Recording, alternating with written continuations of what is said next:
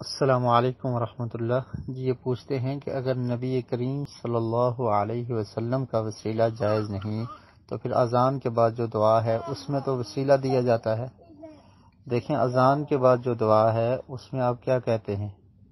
اصل میں وسیلہ جو شرعی وسیلہ ہے وہ جائز ہے، اور شرعی وسیلہ میں مختصر آپ کے سامنے عرض کر دوں کہ اللہ تعالیٰ کے ناموں کا واسطہ اور وسیلہ دیا جا سکتا ہے، نیک اعمال کا واسطہ اور وسیلہ دیا جا سکتا ہے کہ یہ اللہ تعالیٰ کے نیک عمل میں نے تیری رضا کے لیے کیا ہے، تو اس کو قبول کر اور میری پریشانی کو دور کر، اور اسی طرح کسی نیک آدمی سے دعا کروائی جا سکتی ہے۔ یہ شرعی وسیلہ ہے اور یہ جائز ہے۔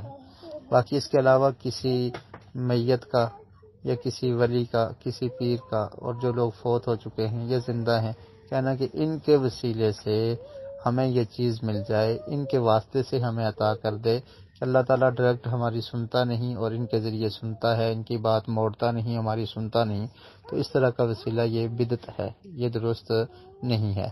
جو نماز اذان کے بعد جو ہم دعا پڑھتے ہیں اس سے قطعاً یہ ثابت نہیں ہوتا۔ اس کا ترجمہ آپ دیکھ لیں، اس میں ہم دعا یہ پڑھتے ہیں، اللہم رب هذه الدعوة التامة والصلاة القائمة وآت محمدا الوسیلة والفضیلہ۔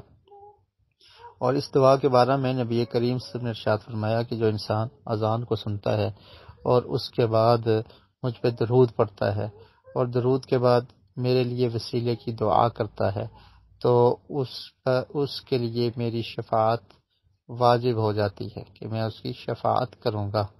تو یہ بڑی فضیلت والی دعا ہے۔ تو اس میں آپ یہ کہتے ہیں کہ ہم یہ اللہ سے دعا کرتے ہیں کہ اللہم رب هذه الدعوة التامة والصلاة القائمة وآت محمدہ، کہ اللہ تعالیٰ تو محمد صلی اللہ علیہ وسلم کو عطا کر۔ کیا کہتے ہیں؟ دعا کس سے ہو رہی ہے؟ اللہ تعالیٰ سے، کہ اللہ تعالیٰ آپ محمد صلی اللہ علیہ وسلم کو عطا کریں کیا؟ الوسیلۃ، وسیلہ، آپ محمد صلی اللہ علیہ وسلم کو وسیلہ عطا کریں۔ اور اس کی شرح آقا علیہ السلام نے خود کی ہے کہ وسیلہ ایک مقام ہے جنت میں جو صرف مجھے ملے گا، میرے علاوہ کسی اور کو نہیں ملے گا۔ تو تم لوگ اللہ سے یہ دعا کیا کرو کہ اللہ تعالیٰ وہ مجھے مقام نصیب فرمائے۔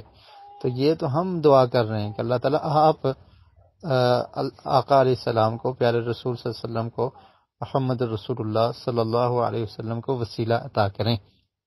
تو ایسی دعا جائز ہے، درست ہے، تو انسان دعا کر سکتا ہے، کوئی بھی کرنی چاہیے۔ اس میں کب یہ ثابت ہوتا ہے کہ کسی میت سے یا اس کے واسطے سے دعا کی جائے، یا یہ کہا جائے کہ میں نبی اکرم صلی اللہ علیہ وسلم کی حرمت اور آپ کا وسیلہ دے کر اللہ تعالیٰ سے مانگتا ہوں؟ ایسا تو قطعاً نہیں ثابت ہوتا نا محترم بھائی۔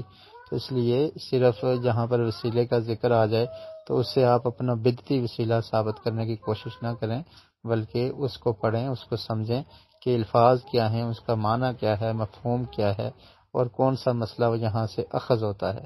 تو اس میں صرف یہ دعا ہے کہ امت محمدیہ کا ہر فرد اللہ کے رسول کے لیے دعا کرتا ہے کہ اللہ تعالیٰ آپ ان کو وہ فضیلت والا مقام جس کا نام الوسیلہ ہے وہ عطا کریں۔ تو اس میں کوئی حرج والی بات نہیں ہے۔